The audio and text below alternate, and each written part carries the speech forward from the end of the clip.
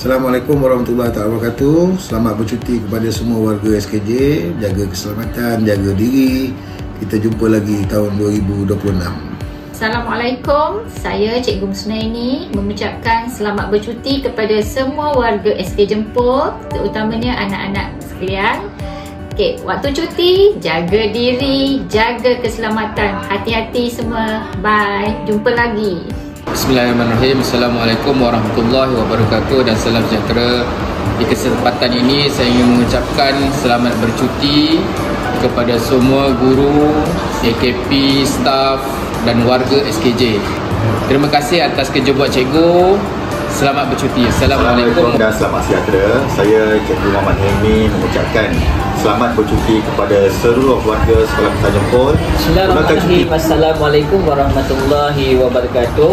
Ustaz ingin mengucapkan selamat bercuti sekolah kepada semua pelajar. Jaga diri, jaga keselamatan dan manfaatkan masa cuti dengan baik.